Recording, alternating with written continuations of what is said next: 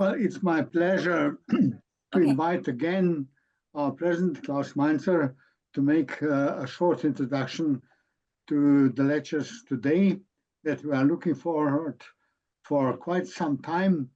And it's really exceptional to have this event on Tuesday instead of Friday. So Klaus, please give your introduction.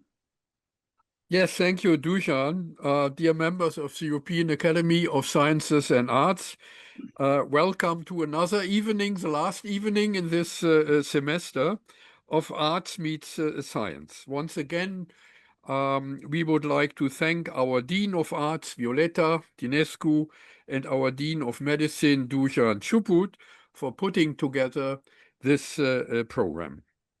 Tonight's program includes a lecture on medicine and health and a lecture on politics and culture. So today's title should be Politics and Culture Meets Medicine. Art is missing. But perhaps it is hidden in the background, and we will discover it in the discussion.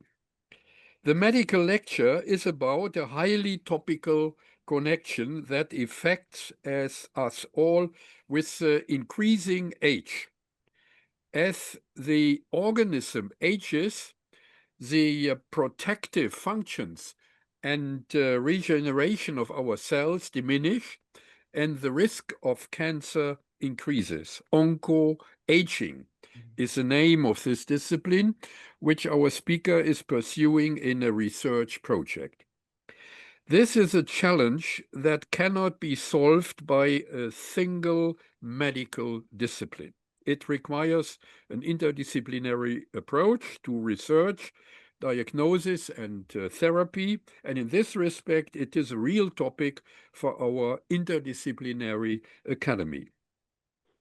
For the past 15 years, I have given an annual introductory lecture to an interdisciplinary graduate program for translational medicine in the Faculty of Medicine at my university, the Technical University of Munich. In other words, the lecture considers the connection between natural science and medicine. So I'm personally very excited, as I'm sure you are too, to see what we can learn tonight in a field which concerns us all. The second lecture has a highly political topic, the threat to Western hegemony, which will be analyzed from an economic and cultural perspective. As president of the European Academy, I always try to build bridges between the various disciplines and research topics.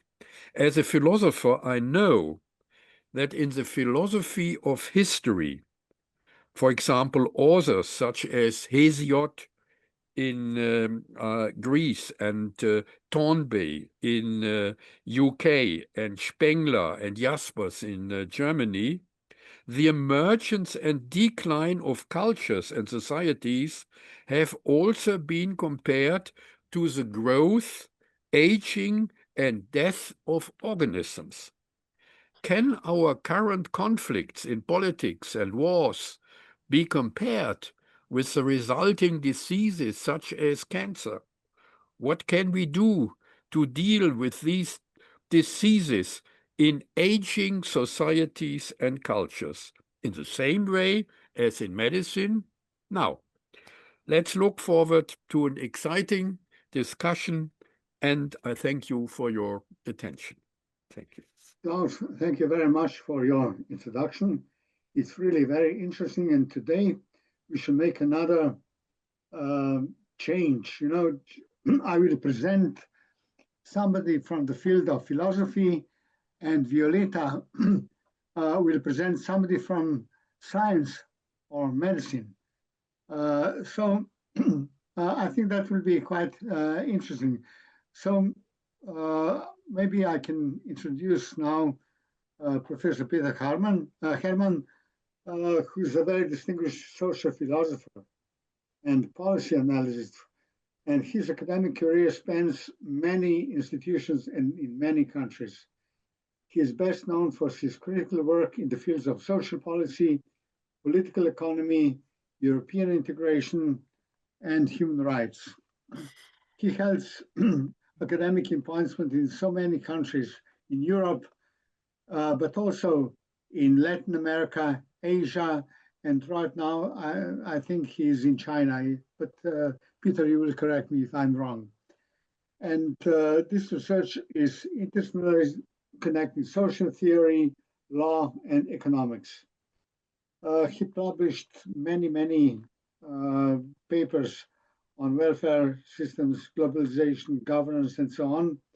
But his current endeavor, besides his work as senior research fellow at the Human Rights Center and Law School, Central South University in Changsha, he is also in development of EduArt, a project that is clearly cross-disciplinary. And Peter, please, the podium is yours and present your lecture.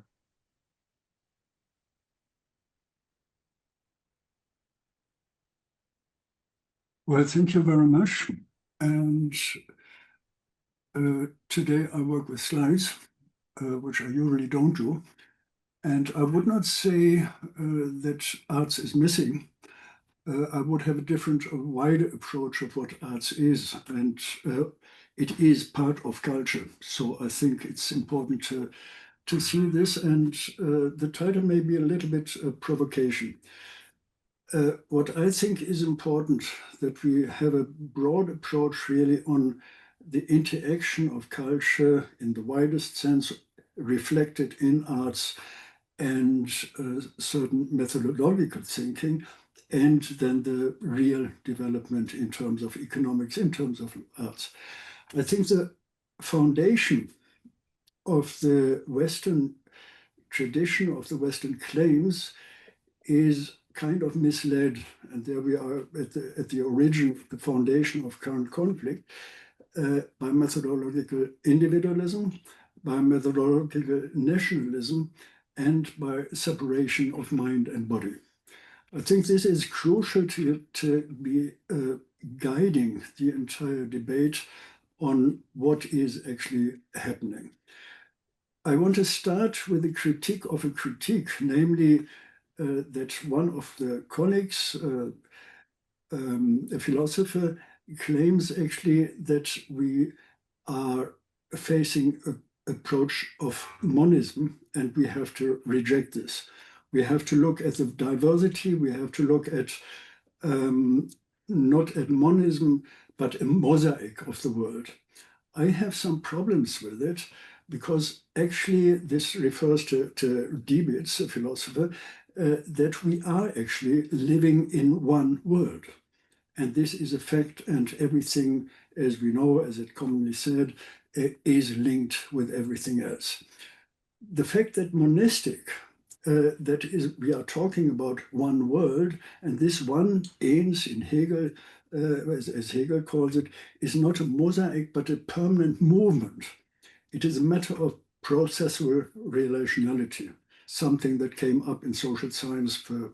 Excuse me, Peter, can you please louder, to speak louder? I just received the message. I'll try that, yeah. It's better now? So this is important. I think this grasping understanding that we are actually living in one world where everything is connected. So my approach today is a little bit different to what we are used in general in the academic world, and I want to look at some explorations of what or how we can understand what is actually going on, what different cultures means. Going back a long time ago, kind of 20 years, when I still had been a Chinese baby, so to say, I walked with some friends, colleagues, just across the world, the road of the university.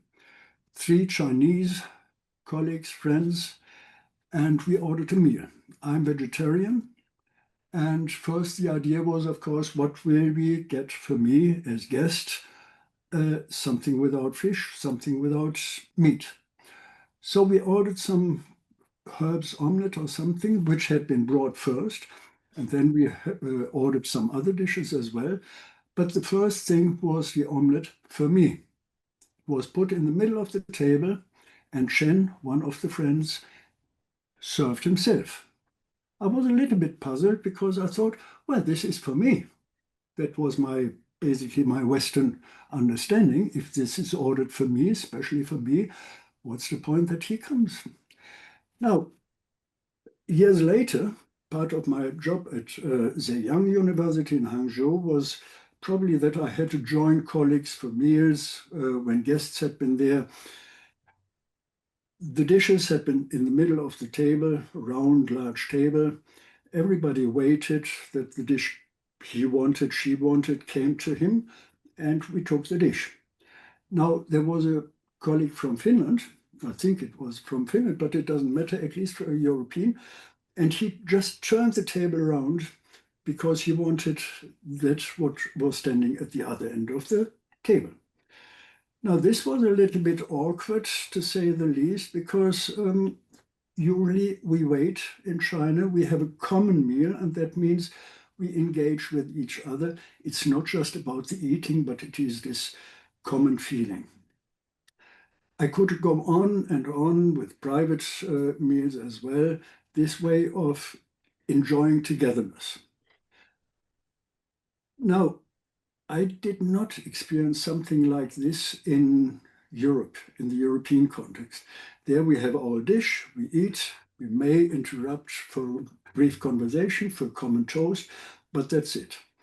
Now, different, the toast is actually in China after the meal. You stand up, you go around the table, you toast, you talk to somebody, thanks very much for the day, for your work, for your engagement or whatever, and then you go back at some stage, or you just intermingle, you engage with others. Now, a different story of the European one is something that actually I experienced once when I have had the honor and pleasure, or not pleasure, if this is a correct term, to face this painting, Guernica from Picasso. Probably you all know it, you all saw it, but if you stand in front of this work without anybody, just the security in the background, this is an impression you won't forget. It is really this engagement with the environment where actually there's this story, I don't know if it is true or not, Picasso stood next to a general of the old fascist crowd. And the general asked Picasso, did you do this? And Picasso answered, no, you did. And this is, I think, the impression of engagement with something that is there, that encourages us or engages us with this art. And this is something where I said, when looking at this painting, I have to get away here.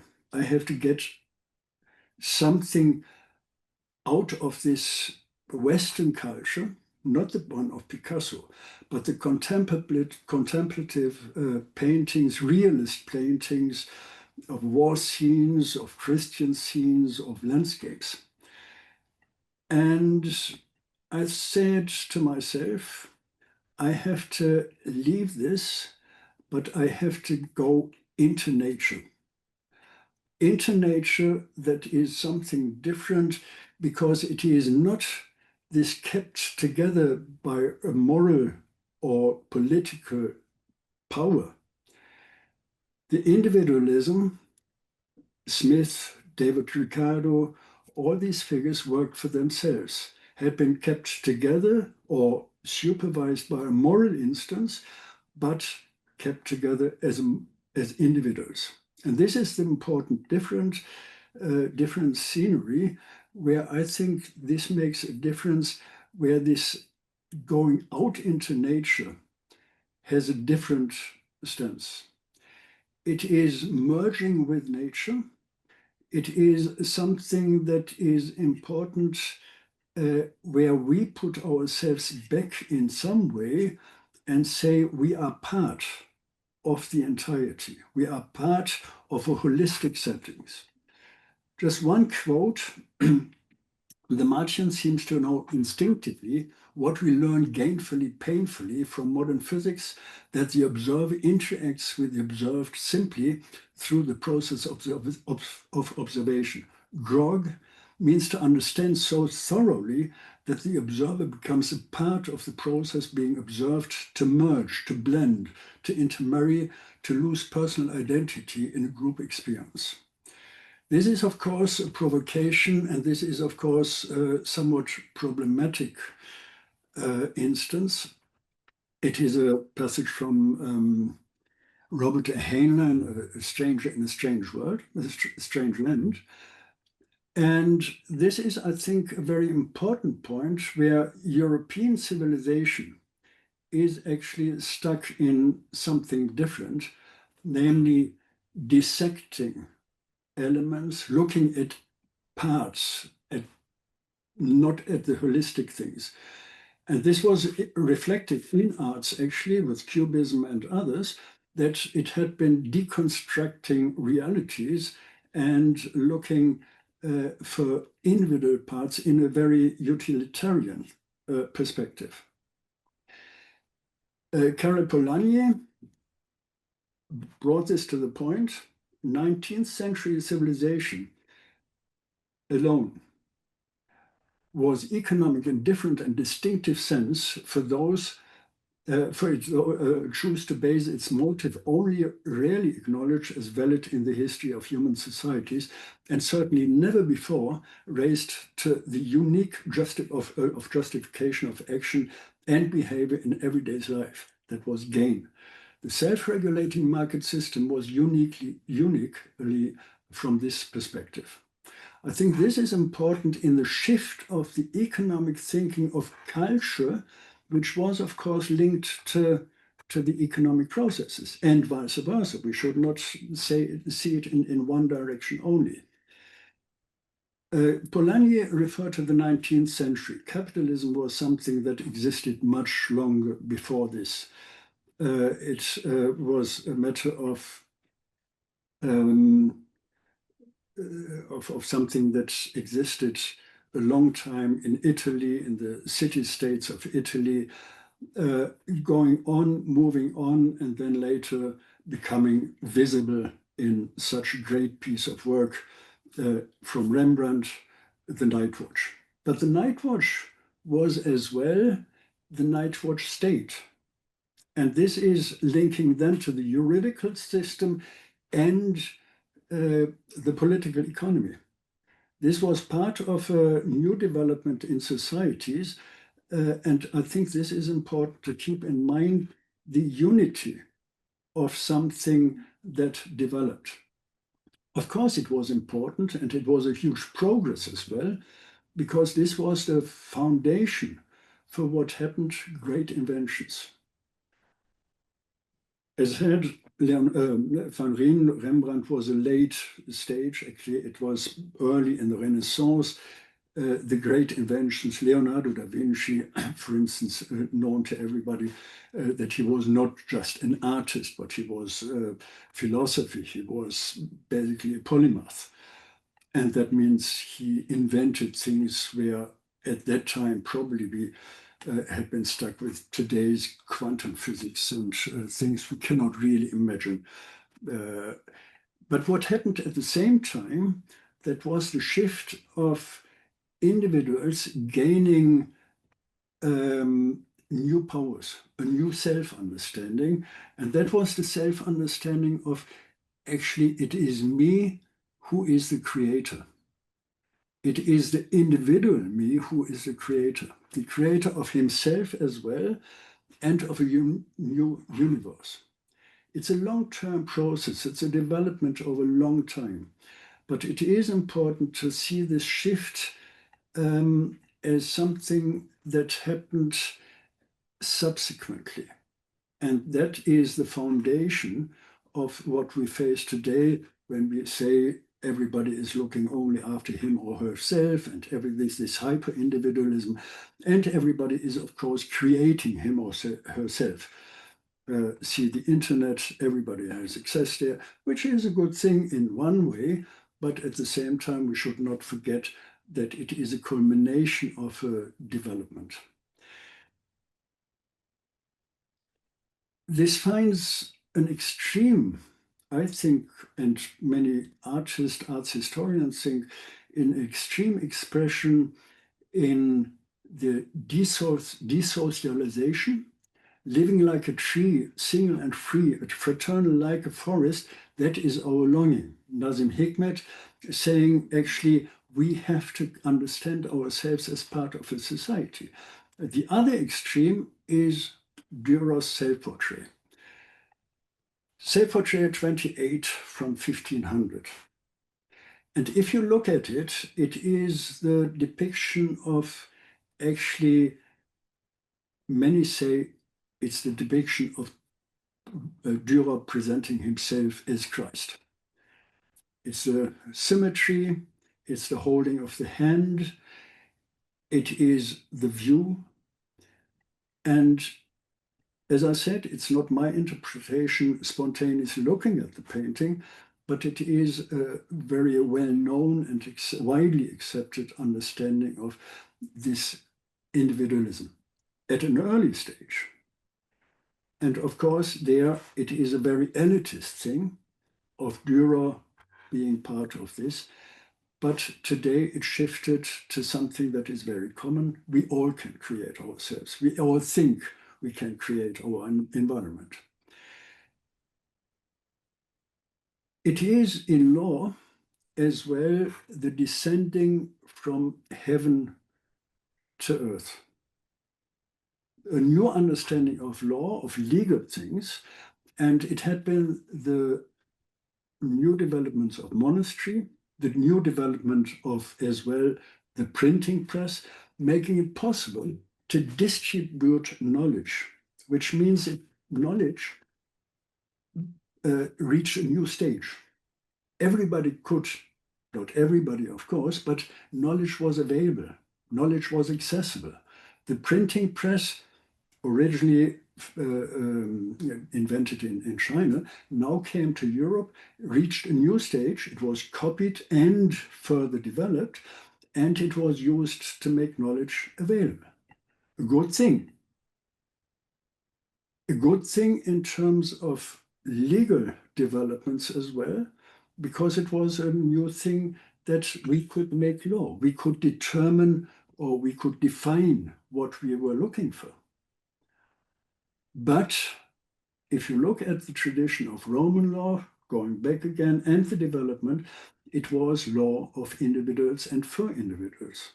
This is something where it links back to the cultural element and where it links back to the economic development, the new, if you want, the modern political economy.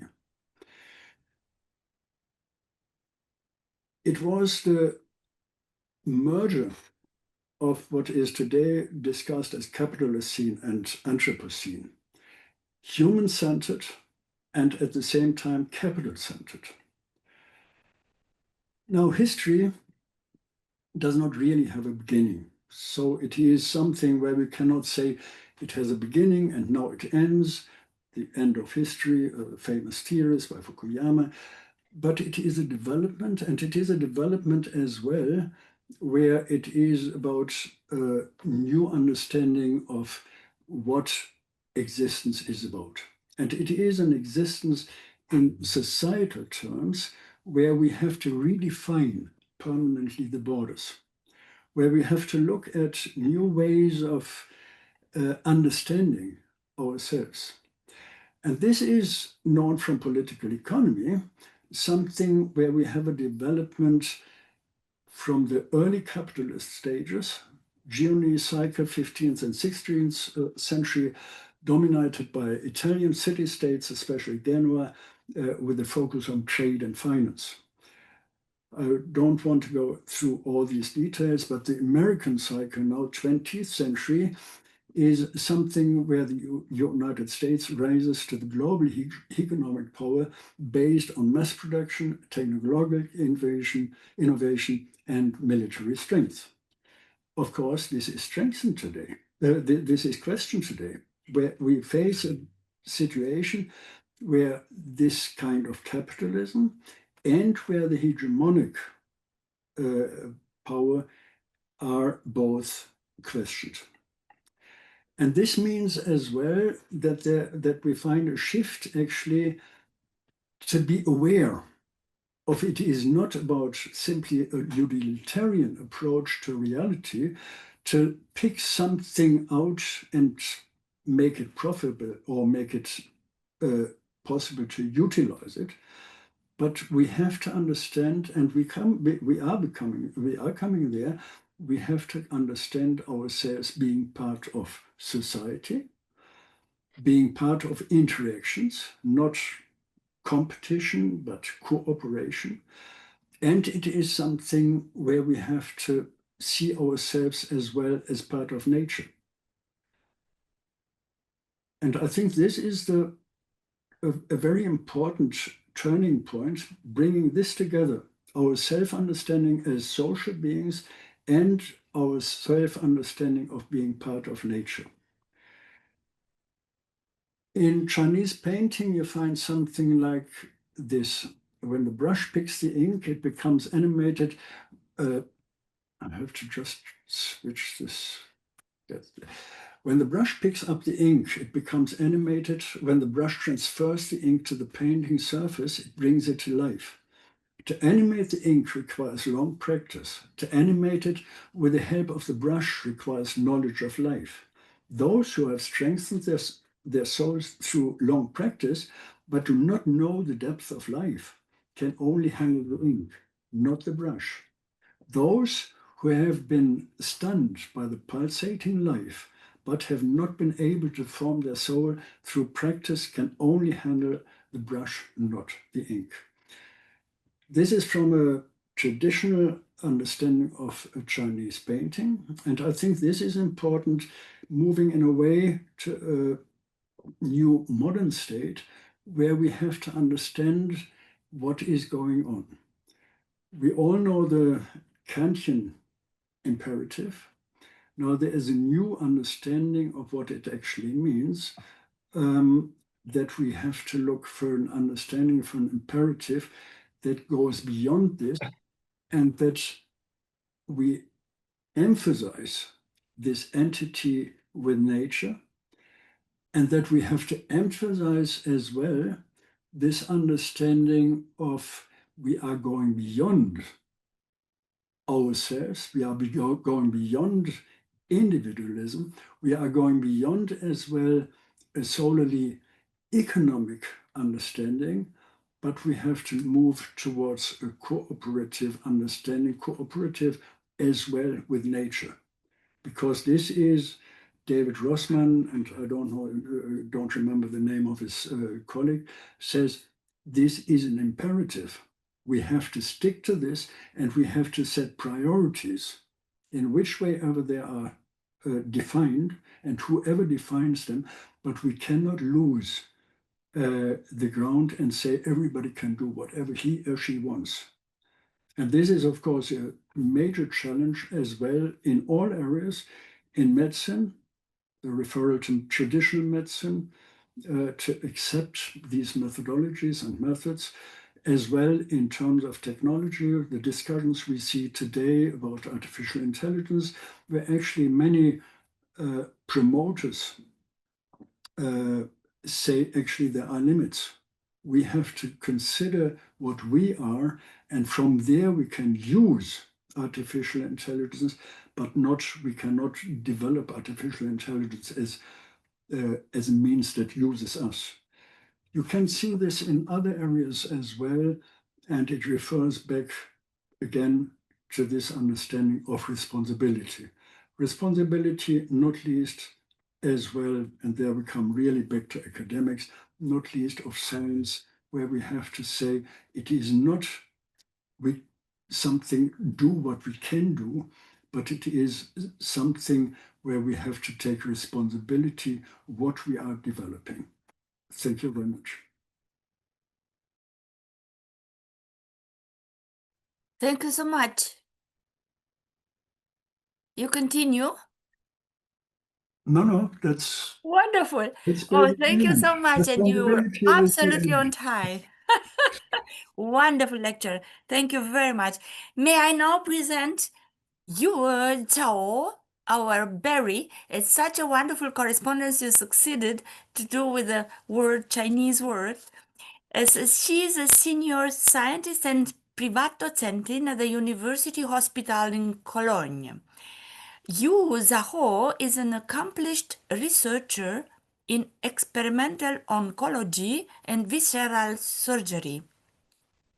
She earned her master in Shanghai Fudan University in 2009 for biomedical science and achieved her PhD from Medical College of Ludwig Maximilian University in München in 2013.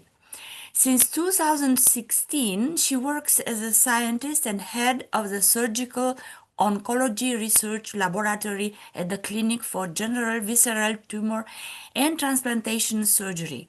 Since 2023, she works as local lead for EU Natural Lab project for exploring scientific evidence for nature-based intervention for health and well-being. In March 2024, she was awarded the Venia Legendi habilitation in experimental surgery from the University of Cologne. She currently lives and works in Cologne, in Germany, where she is actively engaged in cutting-edge cancer and aging biology and precision medicine, combining rigorous research with academic mentorship and interdisciplinary collaborations. And she is also very, very young. I'm very happy to invite Barry. Thank you, Violeta. Thank you so much for your nice introduction. So yeah, I'm very happy to share with you today for my lecture. It's such a great honor to be here. And maybe you can see my slides, right? So actually, a few weeks ago, I saw a very nice art exhibition when I kind of visit in the campus, when I have a meeting with my colleague from gynecology cancers. So where I can see this nice exhibition. As you can see, the color was very colorful and also was very quiet. And they're all very big sizes. And this is actually the artist called Rosemary. So she's also a patient from our clinic. The amazing artwork was actually exhibited right now in our Cologne Integrated Oncology Center. As you can see here, the building was actually in two colors, with the green color and with the red color, like the double side of life, which also remind me to thank you again for Violeta and Dušan to organize such a nice digital space for both artists, scientists, and public meet together to cross the time zones and regions to over the world and enjoy the moment of the art meet science curriculum. To start with my lecture, I want to ask, so to think about it, who might be the one of the most famous or oldest patient with cancer in the world?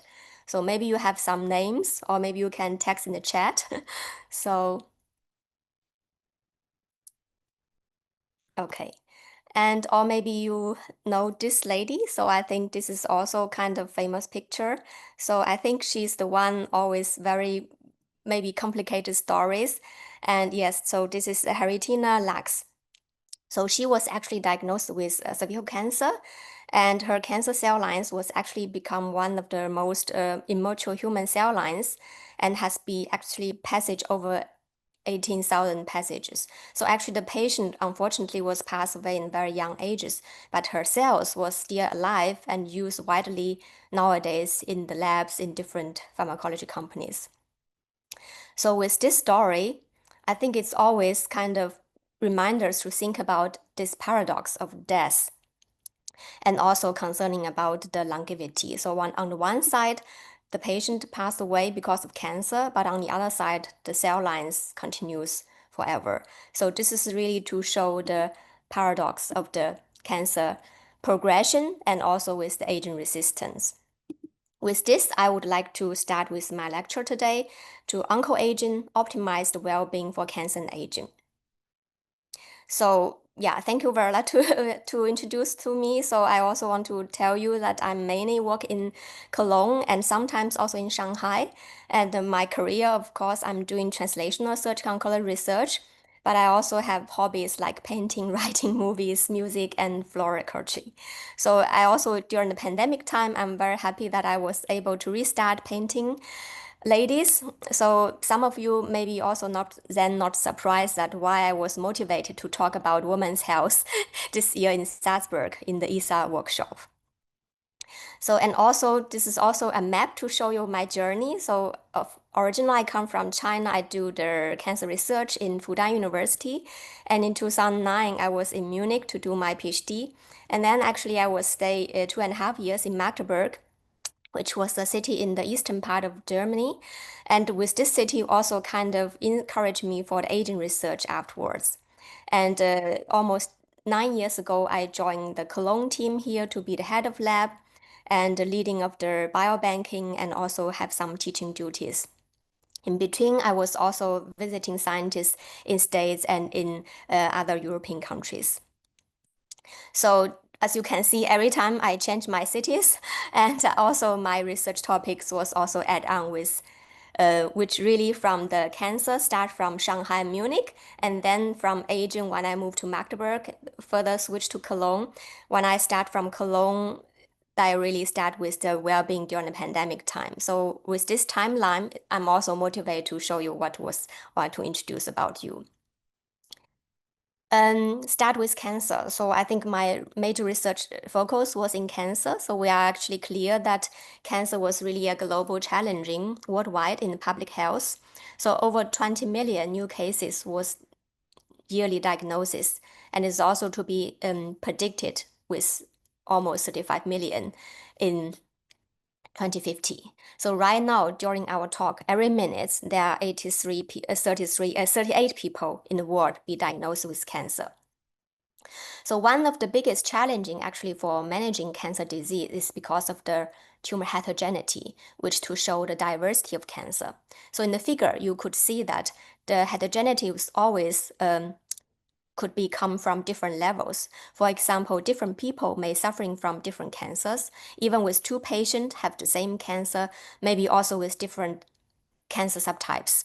Even more inside a single tumor, as you can see there, they are also with different subclones of the tumor cells, and in one subclone of the cells, it's also existed the intracellular genetic or non-genetic heterogeneity. Then this is no surprising why, right? Why this challenging of the cancer treatment? So as you can see here, so we have to admit that this is because the cancer patient, they are so diverse, they are also very different. So there would be very common that with the common therapy could have different effect on different patients. We really call for unmet medical needs to understanding the pathogenesis of the tumor, to discovering more biomarkers to improve the diagnosis, and also to developing the personalized treatment accordingly, eventually to overcome the therapy resistance for our cancer patient. To start with the cancer research, so what was the key factor, right, to bring the gap between the basic or translational research to clinical care? So yeah, so from my side, I think that biobank is really one of the key factor. As you can see that with the HeLa cells, right, with the cancer cells from the patient, we are able to develop more cancer research. Here, I would like to also show you the definition of the biobank. So this is really quite new. It's still very young. So it's called a space organize the collections and storage of the human biological samples, and also associated with the data for the research and personalized medicine. It's also to show you an example, for example, from UK Biobank. I think this is one of the most successful biobank worldwide. They have over 500,000 population to join this biobank. There are biological samples to storage there in the freezer. As you can see there, not only with the biological samples, but also with the different data, lifestyle data, physical measures, images, information from the patient will be all stored there. So all this help for the health outcome research for the translational research. In Cologne, so in our department, so when I moved there, we're also very happy that we can make our own surgical oncology biobank. As you can see here, Cologne was one of the biggest operation center for GI cancers in Germany. And we are, in the past 8 years, we are able to collecting over 5,000 cancer patient under treatment in our department. So all this work was be done by 4 of our technician colleagues from the team. So it's also very encouraging that because this for the biobank, this is also for the patient engagement and dedication for the medical research. And for our biobanking, so to equip us to really make the patient-oriented research for the GI cancers. As you can see here, we have different kind of materials from the patient, which can allow us to have different method to measure the biomarkers or the moleculars from the patient. We also, of course, to bring us publications, but it's importantly to establish, for example, living biobanking for the disease models, to explore the new biomarkers for our cancer patient, and also to developing the new therapeutic target for our cancer patient. So in the fact that we are also in the aging society, as you can see here, for the aged people growing rapidly, almost doubled, right, compared to 2015 into the 20 years later. And also the same reflection in our biobank, as you can see here. So we really have over 65 collection of the patient over 60 years. So then this is also, we realize that it actually would be a very big burden of the cancer in old adults. And as you can see here, so over 70% of cancer survivors would be actually more than 65 years older by 2040. So our challenge is really facing to not only with the cancer, but also with the aging population. So are we really ready, right, to care for our patient in old age? So as I mentioned that when I was in Magdeburg, this is also a city was actually with a lot of old people. So we are able to get this autonomy in alter project to thinking about developing biomarkers for our pancreatic cancer patient, because it's happening very common that pancreatic cancer patient was diagnosed in a very late stage or in a very old age. So usually it's not suitable for the operation because we are from the surgical department. So my director was thinking that maybe there was a biomarkers able to be, how to say, distinguish biological young and biological old patient, then to give them more individualized therapy. So this is actually a very simple design. So we want to collect young and old patient. We want to compare these different tissue and blood samples. And we even think about to integrate different biomarkers like a integrated score for the onco-aging perspective to reflect aging and also reflecting for the tumor. So this is also the pipeline to show you how we collect for the samples, right? So the pathology helps us to have the very good quality of the tissue samples. And we also collaborate with clinical chemistry to have the blood collection from the patient. Then we are able to make this next generation sequencing from different levels, to compare from this cohort of the patient. So the first part of the outcome was actually passed, let's say 2 years ago. As you can see here, we are able to make the small RNA sequencing, so from our patient. So we also kind of validate in the public database with the machine learning. So with this, we are able to find, for example, this microRNAs was able to distinguish the normal pancreas, pancreatitis, and also pancreatic cancer. But actually, it's actually failed, to distinguish with the age-associated factors. And also, if we go back to the cohort, what we recruit for this analysis, we can see that over 70% they are old patient, and also 70% they are overweighted patient. So this is also to remind me to think more about the patient itself, not only about the data. The first summer after I moved to Cologne, so I met Miss Maria Kaufmann, so in our university cafeteria. So she's actually a patient with Schallengen carcinoma, was from our department.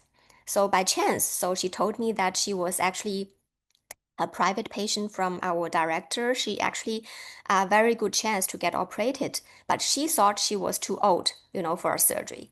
So I guess so she was probably around 70 or 75 from the outlook, but she was actually already nearly 85 during that time.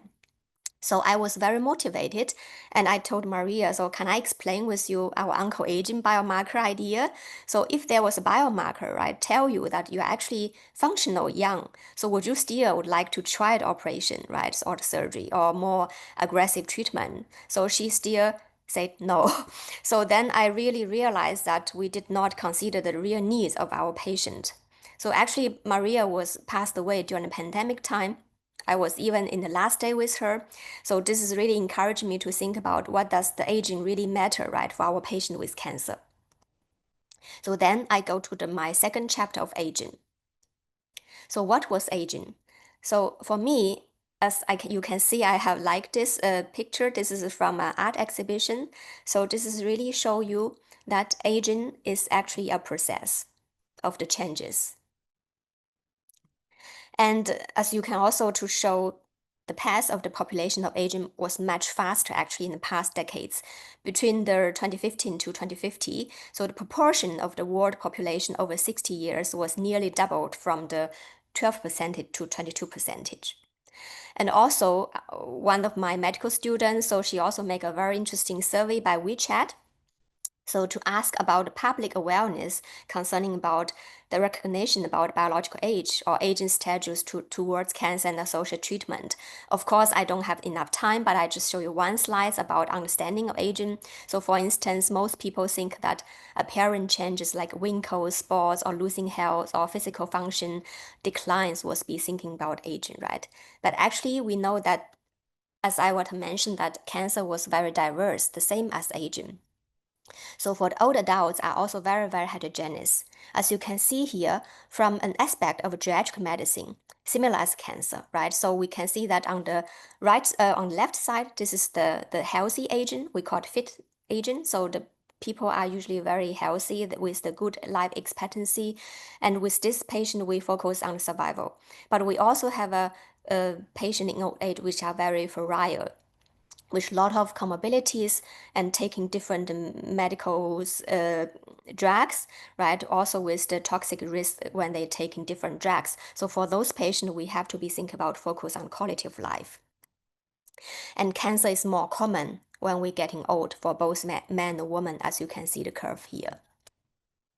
And also for the morbidity in cancer patient increased with age, because when we are aging, the disease was also increasing, right? As you can see here, when the cancer patient was diagnosed as 65, 50% of them already have more than 2 disorders. So which was not surprising because, for example, alcohol or smoking or obesity are the risk for a number of diseases like cancer and cardiovascular disease.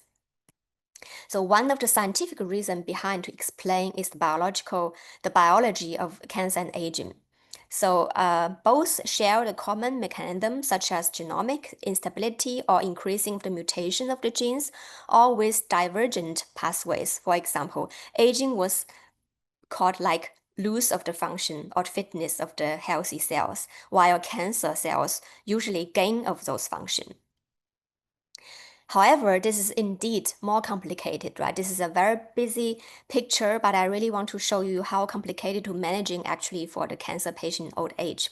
So there are 2 studies focused on the elderly cancer patient related to the complexity.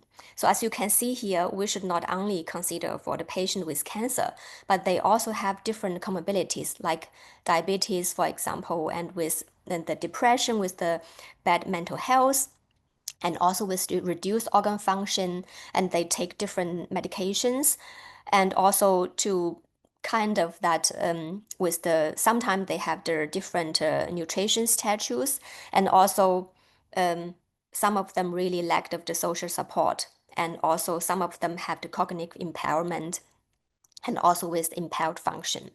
So which means that to taking care of this patient are very, very challenging. So what are the pioneer strategy to enhance the cancer care for aging individuals? So when we act OpenAI ChatGPT, so there are kind of answers I think is also interesting to share. So the first, they really mentioned about geriatric oncology, which to emphasize the integrating of geriatric assessment into the oncological practice to tailor treatment for the old patient. The second is the precise medicine. So this is what we are doing. So because we are doing the omics for the molecular profiling for the personalized cancer therapies based on the different age-related factors, and also to think about supportive care, to implementate of the holistic approaches to address the psychosocial and functional needs for the old adults with cancer. So this is really to remind us about there are so many aging-related concerns, right, for geriatric oncology. For example, how will the treatment affect independence of the patient? So when the patient fail more, right, during the treatment, it could be. So how would be the treatment affect so the other medical problems, for example? And for the family, for example, where the mother or the father or the grandparents would be more confused with the treatment, right? So can the patient improve their mood during treatment? So how could the patient tolerant of the treatment? And concerning about the comprehensive geriatric assessment, so as you can see here, this is actually very comprehensive, but it's also to show more measurement or evaluation, which should be think about different aspects to lead the future personalized multidisciplinary intervention to cover about the quality of life, about sleeping quality, social support, and polypharmacy, so many other aspects. So, and nowadays, we truly believe that more and more with combined with digital solutions, try to help to simplify the overall process. So here was really a study from my geriatric oncology mentors from UK. So with their study, so they really highlight the priorities, for example, for those patients. For example, family or close social network was ranking highest, followed by the quality of life. So what really matters for the patient are really important for this cohort. With this, as you can see that for the geriatric assessment, to consider to evaluate all these concerns from the functional, social, physical, emotion, would definitely help to reduce the treatment toxicity and bring more benefit with the better life expectancy from this patient. So with this, we really lead to the thinking about the care for old adult with cancer individually rather than just a disease. Because with the concept of the patient-centered care, emphasize the importance of treating the patient as a whole person, focus on health and disease, but with a person-centered care, so grounded in the belief that healthcare providers should be really treat our patient as partners in their care, recognizing that each patient experience of the illness was very unique. So actually, no one was completely healthy in nowadays. So we are all patients. So we plan the care with a vision for well-being rather than survival, but the living with the dignity and equality with the quality. And finally, so here we reach to the well-being in my journey, which was not easy at all. So what is the well-being, right? So now I would invite you to try this. So I think you can scan this QR code. And so I would like to know what was your definition of the well-being in your mind. Maybe you can see the QR code, right? So if you are able to scan it, maybe you can scan the QR code and then you can type in it. And then I can really interesting to see what kind of how to say the definition you might be give, because I believe that different person may have different definition for the well-being. So I think so because I cannot see the screen, so I don't know if you are able to type in something in this QR code. So when you type in something, then I think it will be show also in the cloud. Then we can see what was the different ideas about the definition of well-being. Because some people may think, okay, eat well, sleep well was very important. Some people may think that I need to have a very good job, and some people think that I have to live well. So this is like your different definition or priority of the well-being really define your own direction of your self-well-being orientation. Yeah. So, okay, so maybe I just go ahead. So from well-being, so this is a very interesting word. It means well and in the being. So in Chinese, actually, so we would be translated as this 幸福安康. So maybe Professor Ma or Professor Peter, you know this. So it composed with actually 4 words like happiness, luck, security, and healthy life. And also actually, so with the Dr. Keltier, identified 6 dimensions of the contribute to well-being. So this actually take to account to our interconnections and interdependency with our friends, families, and communities, as well as the person and the global environment we live in. So they are also addressed important of the security and purpose of our lives. And when you search or Google the well-being, right? So actually there are a lot of information about the well-being for the kids, for the student, for the working staff or the employees. They list some of the vote from the young people about the most important care for their well-being. For example, mental health and balance, for example, and yeah, just from different aspects. But actually then really not so many information about aging well-being, for example, because people always think that when we are getting old, right? So how could we be in a good well-being status? With this study, so take Asia, for example, so there's also a kind of the fact to show that well-being for old people was quite disappointing, actually. For example, over 60% do not attend the regular health check in Asia, and 40% have no pension. So how could we really proceed well-being then, right, even for our old adults with cancer? So what was the well-being priority for the old adults with cancer? So then I would like to go back to art again. So here was a positive example to share. So maybe you know all this great work, right? So yeah, so yes, this is actually the great artwork from Henri Matisse. So actually, this is after her get surgery of colorectal cancer. So he actually could hardly stand or walk well. So then he was able to transform his physical limitations into the creative renewal, pioneering his cutouts with these amazing colors and shapes for another chapter of her art life. So this is really the healthy challenges bring the art transformation as a positive example for the cancer patient in old age. And also in most cases, right, we still have to face and fight for the challenging and barriers among this patient, healthcare providers and supporting system.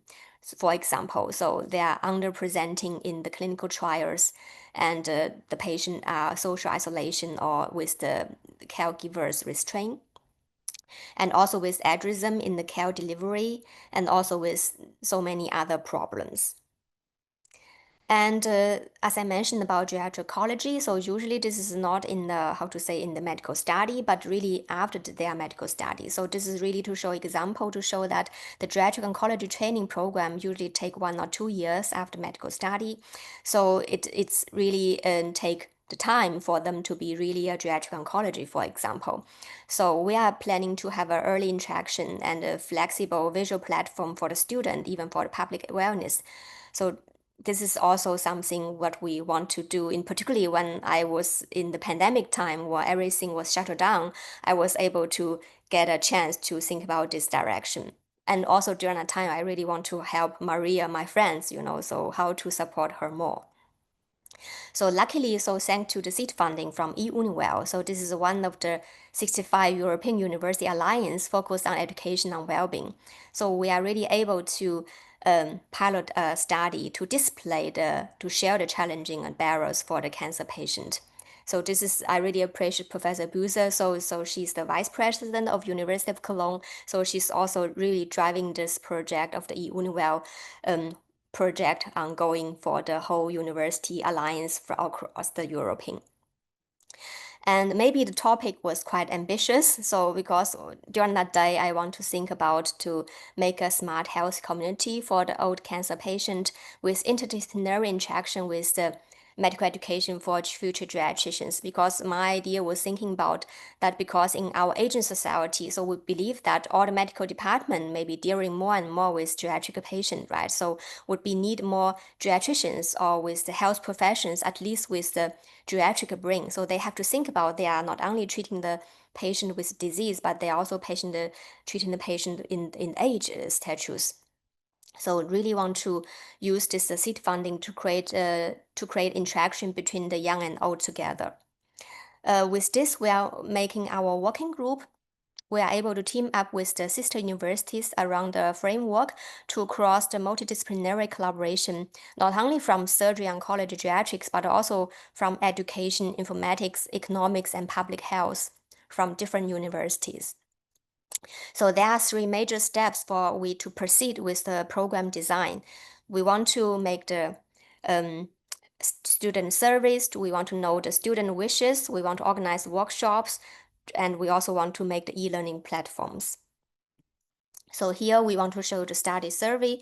So during the pandemic time, we are able to collect the feedback from the university from 6 or to 7 universities. And we are very happy that actually not only medical student was involved, but we also have around 50 nursing student was involved, also from other aspects. So they vote for this survey about the education program for the geriatric oncology.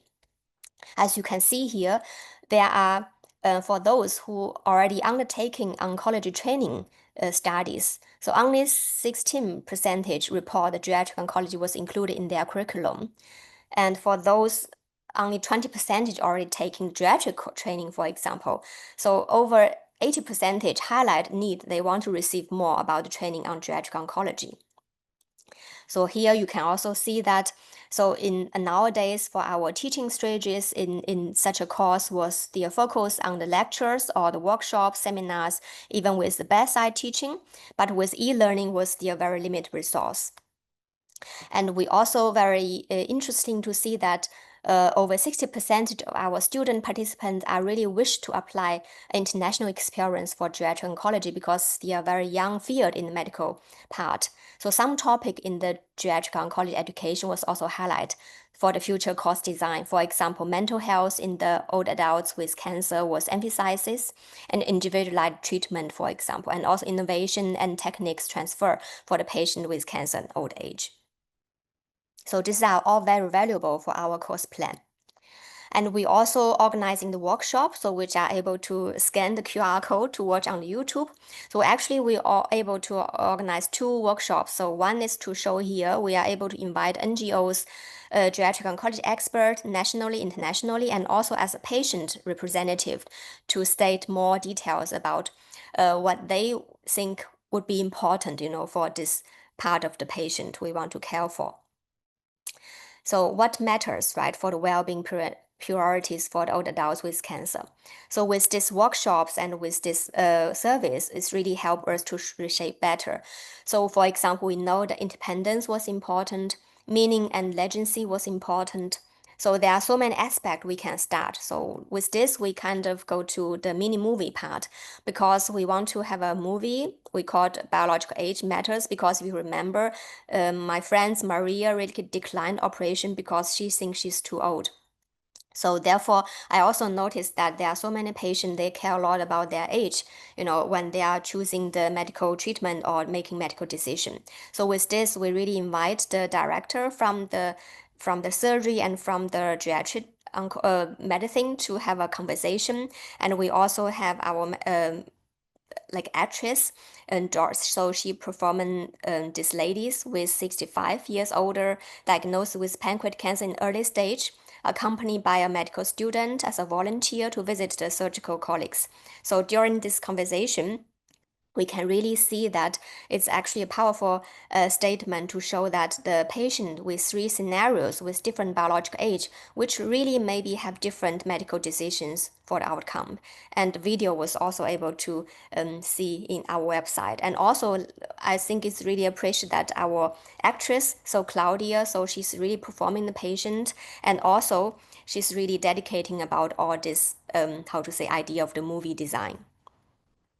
And in the end, with the docent, we are finally to collect the e-lectures videos from the partners after we collect these materials. As you can see here, we are able to have the recording for the introduction for the geriatric oncology. Even from the economics, the economist can talk about framework of human development approach to training on oncogeriatrics, and also to emphasize importance of geriatric assessment for this patient, which was actually not common done in so many hospitals right now.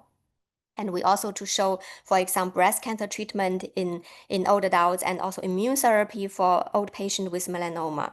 So this is all, and visuality, for example, and AI in the oncology training and treatment. So with this, so we will see that with seed funding, it's actually the very small money I could get.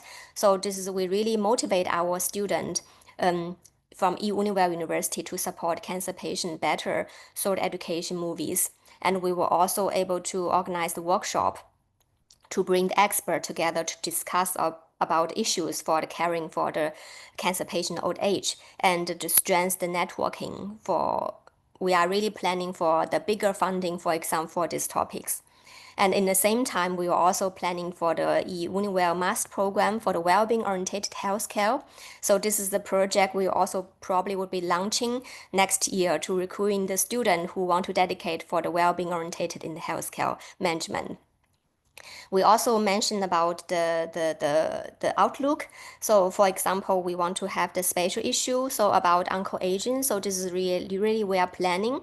And also we also mentioned that we want to have in the 5 to 6 years, we want to have an art exhibition on aging, which could be planned to increasing the social impact for the onco-aging issue. So this is really great to have a space, for example, to see the challenging and opportunities for the well-being in aging society. I mean, I know it's, as a scientist, it's very difficult to organize an art exhibition. So luckily for me, actually, I was able to travel to our partner university, Semmelweis University, in the beginning of, in beginning of this month. So I'm happy to show you. So this is a very inspiration, because my colleagues there, Dr. Keith, so he was able to get a seed funding from Univel. So he's really able to tackling the taboo from the cancer. So the contemporary art for his integrated education program. So he really invite the artists, for example, or the families to visiting the pathology, and then they are able to develop the artwork about cancer. So in the end, over 1,000 patient people was visiting there. So I think they really know a lot about the cancer, and also the scientists or the artists are being motivated together. So this is really a role model. I think it's also maybe nice to collaborate probably with EASA together. So thank you very much. We open now the discussion. No, Dušan? Yes, and please. we are looking for some reactions. Maybe I can ask a question. Oh, Klaus, you are already, you raised your hand, so please. You are muted. Klaus, you are muted. Unmute, Klaus, unmute, and then Bastian Dara. Yes, very exciting talk concerning the aging, and I mentioned in my introduction that I have since many years to give the introductory lecture to our graduate course here in postgraduate course here in Munich for translational medicine. Now, my question is the following. I'm not a physician, but I'm a complexity researcher from a mathematically modeling point. My impression is that cancer, contrary to other diseases, is a very complex phenomenon. That means there seems to be, to me, no clear, well-defined courses. We have a lot of different domains. So the idea to find a decisive course of cancer, and if we can use this lever, then we can solve the problem. It seems to be an illusion. That means the progress will only be in very special fields and very slow. So my question is, what is cancer from your point of view? Very simple with clear causes. And my second question is with respect to your Chinese background, of course. You mentioned us what is well-being. And my question to you now is there a reliable correlation between well-being and cancer? Thank you. Thank you, Professor. So yeah, actually, I think for the definition for cancer was also very, very complicated. So nowadays we are thinking about the normal cells, right, from different organ when they are outgrowths, right? So then they are with getting mutations, genetic, epigenetic changes, then they are causing the cancer. So nowadays it's still very hard because with different person, different cancer may have different reasons, right? So for the cervical cancer, we know that nowadays the HPV, right, the virus infection might be a cause. And for some cancer, we know that for lung cancer, right, they are smoking with a risk, but they also have the no smokers with lung cancer, right? So this is actually very complicated. But we think that for the cancer, it's really with different risk for sure, and it's actually also with different methods, for example, for prevention or even with the early diagnosis with cancer, right? So actually killing the patient is not because of cancer, but really because the metastasis, for example, of the cancer. So that was something different we really want to distinguish. And also, for example, with this people, for example, even with this people who was passed away, right, in old age, when you see the autopsy, they are also with the undefined or undiscovered cancer already there, but they didn't influence on the quality of life at all, right? So therefore, I feel that cancer was just a disease, but I really don't think it's really like, of course, nowadays people really have panic with cancer, whatever, but this is really somehow with increasing the public awareness about when you know more about cancer, and your management of cancer will be more intelligent and more complete. The second part about the relationship, the cancer and well-being. So as I mentioned before, that I feel that well-being was also with different definitions. So of course, I also have more slides, so sorry I didn't show it all. But somehow we kind of think that the well-being concept is really could be help for the cancer management, for example. So because the well-being itself already be cover 6 or 8 different dimensions, as you can see, from the environment, from the, how to say, the purpose of life, and from the health itself. So when we really care about our own well-being, for example, and also as I believe that it will be also reduce the risk and also to decrease the burden of the cancer and the influence about the cancer. So this is the reason why we are working so hard to try to integrate of the well-being concept for the cancer management. Yeah, so this is also a plan. So we want to have a cancer and aging research interdisciplinary networking to really pushing about education and research to combine this cancer and aging together for the future. Yeah, so which would be further towards a new precise geriatric oncology paradigm, which really combine the biomarkers from cancer and aging biomarkers together. So yeah. Thank you. Very exciting. Good. Now, Bosian and Wolfgang Masnak. Yes, so thank you very much. I find very, how to say, of the supreme quality, both contributions. As I'm a philosopher and I'm interested in literature, I found how to say more reasonable and more close to me. the intervention of Professor Herrmann. He mentioned something that retained very much my attention, and that was a phrase I quote: the separation of mind and body. I think that's the most crucial thing ever happened, because as far as we know, we are children of Cartesian age. So René Descartes established a distinction between, as far as we know, res extensis, it's a mind, it's a thought, and it's a soul. And so it's res cogitans, so that a thought, a mind, and a soul. And res extensis, so it would be the extension, it would be the body, it would be the inner and the outer world. And with Descartes, modern rationalism is born, and we are born within it, because we are autonomous being.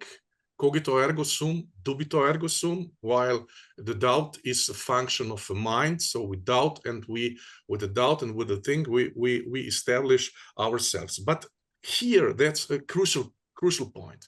So we have a dualism, as Professor Herrmann insisted on, and the monism. We had a dualism and we have a monism because on the path to the postmodern age, a soul, a mind has lost its significance, and it has lost itself. So we are speaking now about the brain. We're not speaking about the mind.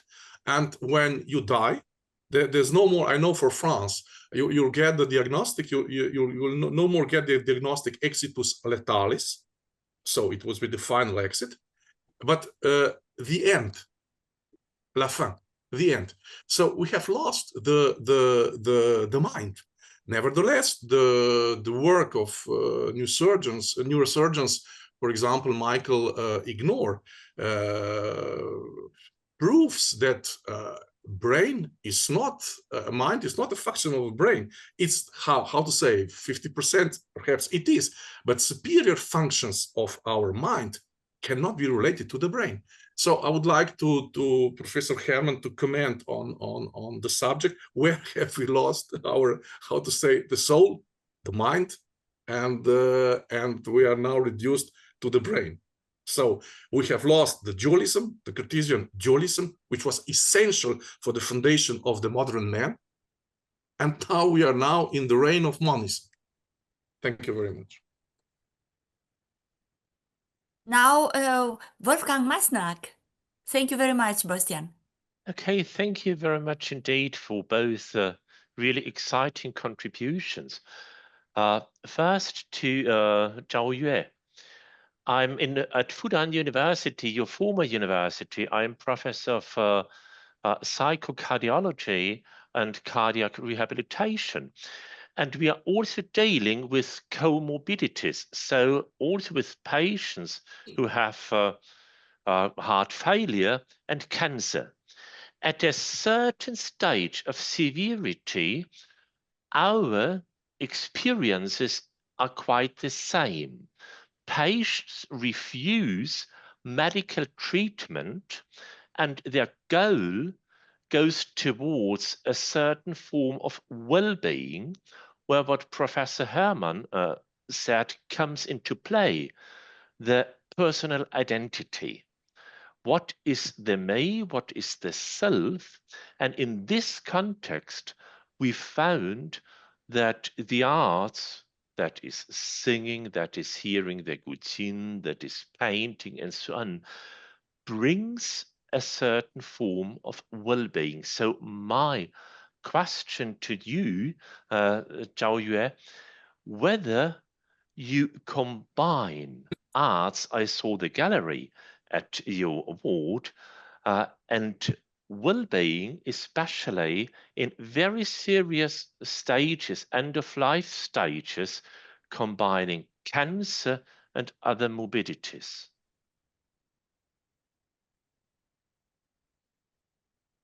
So you mentioned about concerning about art, right? Combined art with the end of life.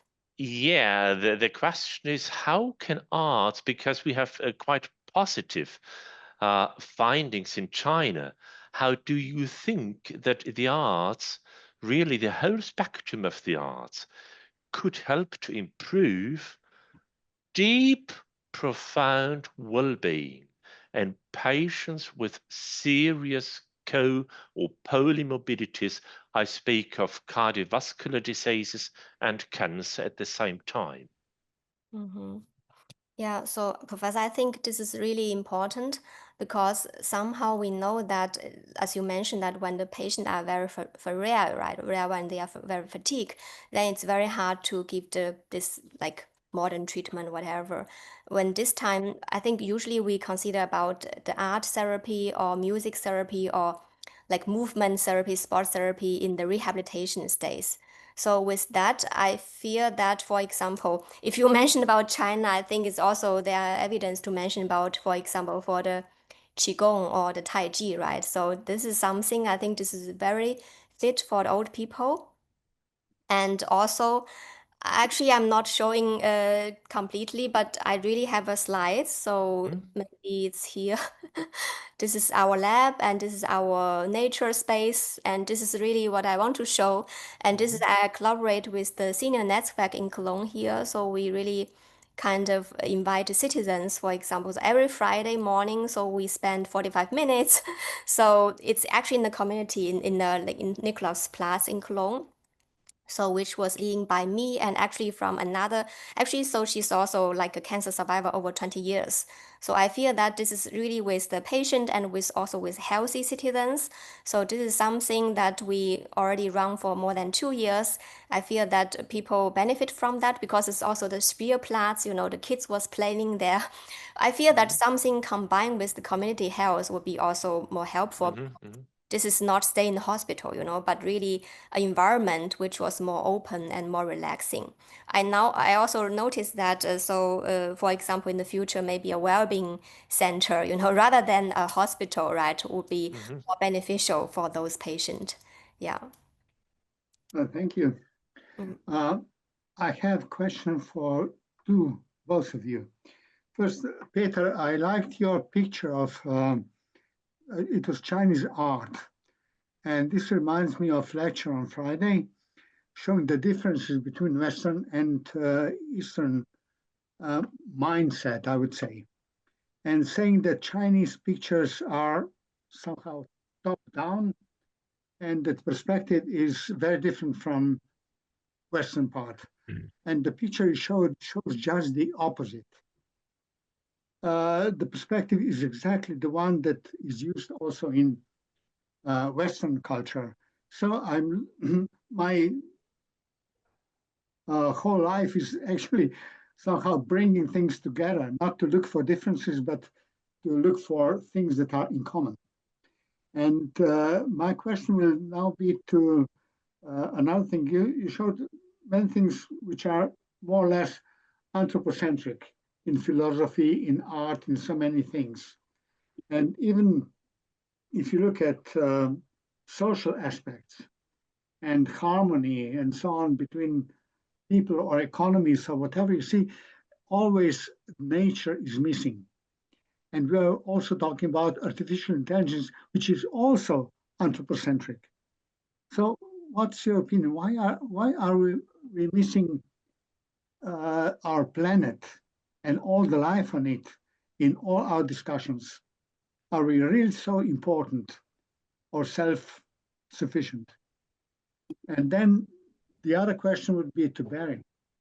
It was very interesting to see what is well-being, and you showed with well-being, usually they show somebody playing tennis or doing something else. And maybe well-being is not to be concentrated so much inward in yourself, but to have a focus that would pull our mind out of our self dwelling in something that is not, that has nothing to do with us or with anything in our environment. So that would be 2 questions for both speakers. Peter, maybe you were the first speaker, so maybe the first to answer. Perhaps I can start indeed and link your question to what Bastian said, and link it to what the presentation on oncoaging, this connection concern. What I think, and there had been a discussion on Friday, this top-down, bottom-up. And in my understanding from what I learned from about Chinese arts, it is really bottom-up in terms of emerging or merging with nature, merging with the environment. And dubio ergo sum is always a question of I have to doubt, I have to engage with the environment. I don't engage with myself. I'm not just questioning myself. I do it in connection with others. There's the Guangxi in Chinese, there's the Ubuntu in African traditions. I am through us. I am together with the others. I'm not on my own, but I'm engaging with the others, and therefore I am. You need an entire village to rear up a child. It's not just this one person to another person.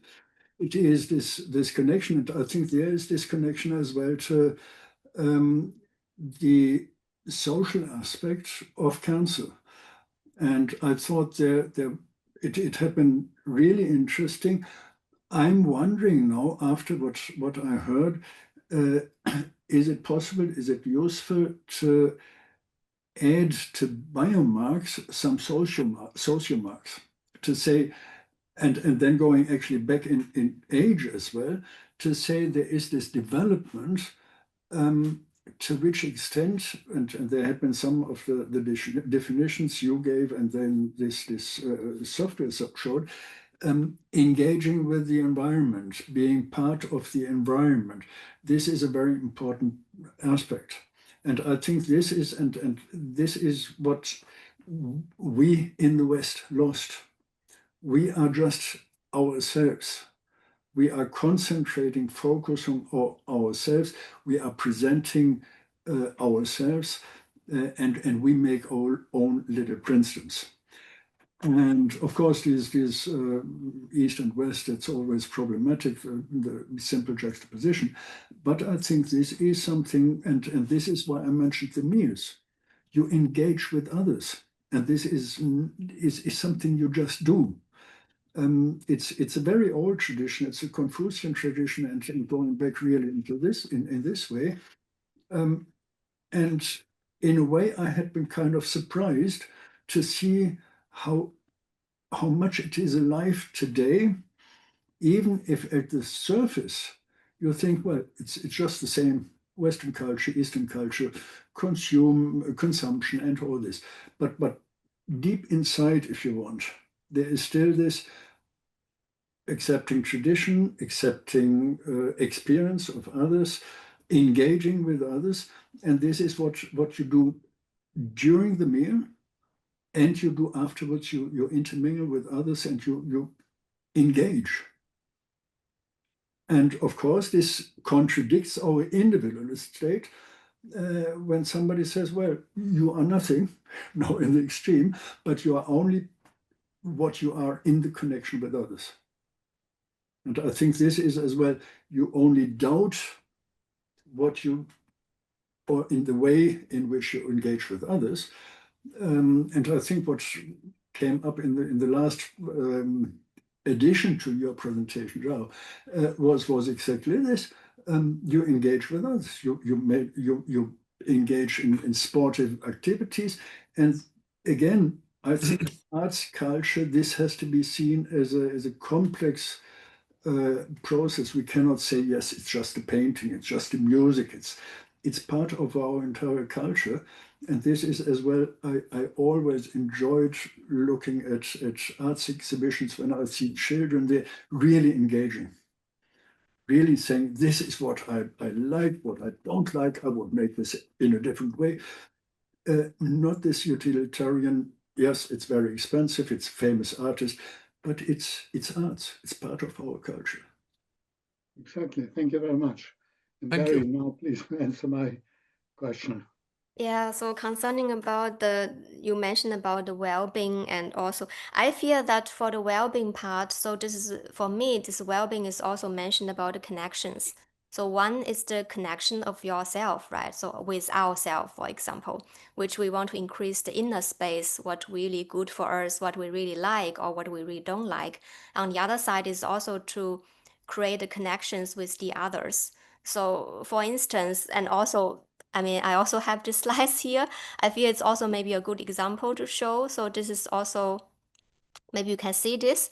So this is actually I would say also a nice example. So this is actually from this EASA member, Professor Xiaohui Wang. So she's actually able to take the photo from Audrey Herrmann. So actually during that time, so she was already with the cancer, with one kind of very rare cancer. And after it was in the Munich Moving Festival, so she was able to make these photos, So this is really the interaction I feel that from the artist and also from the person, But art, the photographer keep this connection, let's say, forever somehow. And with this, I feel that this is well-being. What we have mentioned about, of course, is important. Ourself better, but it's also like a moment where you can really see the others' needs.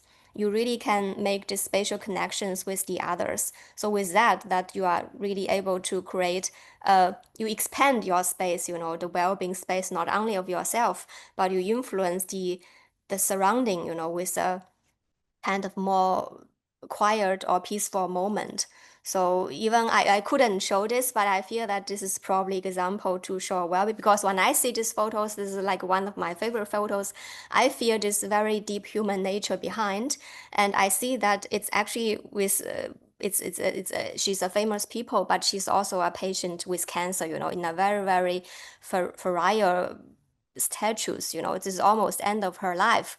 But for Professor Wang, so as an artist, so she was able to take in a very specific moment of this. So to keep the well-being moment, I feel though that was also a very positive example to show not only with the Matisse painting, but also from the photographer, right? So also in our hospital, I think they also have this art therapy to show those photos, from our patient before and after therapy who are volunteering, to show their photos. I think this is also a very touching moment, because it's really recording, the journey, what they are really fighting with cancer, or even they are like living with cancer. So this is also something I feel that is very motivative to share together. So. Yeah, thank you. I see you are not only a medical doctor, but also an artist. And I'm very glad that we are at the end of this semester with such wonderful presentations and interesting discussions. And I think with Violeta, we will continue certainly in the next semester. So we both hope that we shall meet again in the winter semester. And Violeta, it's up to you to close the session and to invite everybody for next term. Thank you very much. All the dates for the next semester are fixed, and we begin also to program the summer semester to 26. And I invite you to write us and to make proposal for possible presentations, because now we are like our president said, Klaus Mainzer, we are like a family, and we have to meet again. We have so much to tell each other. And thank you so much again. We shall inform you about the new dates and about the new. Thank you very much for our wonderful wonderful colleagues today, Peter Herrmann, and also our Barry. so very much. Thank you. And please, Klaus Mainzer, can you? Very short, very short. What we have learned today is there may be a correlation between well-being and cancer. But as always in medicine, medicine is not an exact science. We don't know it exactly, but there may be. And therefore, I wish you all nice holidays. Enjoy summertime, and we will meet again in the next semester. Thank you. Thank you. Bye-bye. Thank you. Bye-bye. Bye. Have a Bye. wonderful summer. Thank you. Enjoy summer. Bye-bye. Ciao.